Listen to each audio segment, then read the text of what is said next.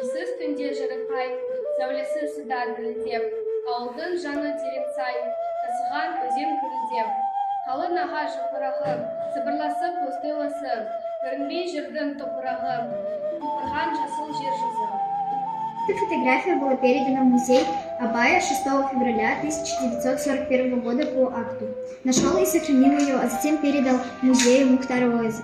Он расписался, указав свой адрес в Алмате. Собственная ручная запись Мухтара Ойзова в книге основного фонда музея Абая. Қазақ жазба әдебиетінің негізін қалаушы, классик ақын, композитор, аудармашы, философ, ағартушы, қоғам қайраткері Абай Ибрагим 1845 жылы 23 тамызда қазірге Шығыс Қазақстан облысы Сырт Қасқабұлақ деген жерде Қарқаралы округінің аға сұлтаны Қөленбай Өскенбайұлының отбасында дүниеге келді. Абай Қөленбайдың әйелі Ұлжаннан туады. Көктем күз мезгілі. Ақ киімді, денелі ақ сақалынды, соқыр мылқау тынымас тірі жанды, ұсты басы ақ қара түсі сұлу, басқан жері сықырлап, кесіп қалды. Киімді денелі ақ сақалды, соқыр мылқау танымас тірі жанды, ұсты басы ақ қара түсі сұлу, басқан жері сақырлап келіп қалды. Дем алыс ұскырық аяз бен қар, көрі құдан күз келіп әлек салды. Ұшпадай бүркін. Абай ауылына жеткенше асықты.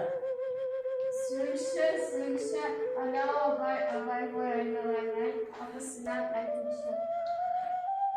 Бәсе, телғара ғой, жаным-ау телғара. Деді жас әйел. Абайдың келген хабарын естіп, анасы Ұлжан мен әжесі Зере сыртқа шықты. Зеренің ең жақсы көретін немересі Абай еді. Оның тілеуін тілеп отырған. Абай аттан түсті. Ол көп ішінен ең алдымен өз шешесін көрді. Соған қарай жүре беріп еді шешесі. Шырағым, балам, әр жақта әкем тұр, сәлем бер. Деді. Абай әкесіне қарай тез бұрылды. Әкесіне қолын беріп амандасты. Әкесі Құнанбай. Балам, бойын өсіп ер жетіп қалыпсың. Бойындай болып білімінде өсті ме? Жалғанды жауап айтпағанды кешірмейтін әке мінезі Абайға белгілі. Ол сабырмен. Шүкір әке, қазірдің рұқсаты фатихасына алып қайттым. Бар енді шешелерің жаққа бар, амандас балам. Деді.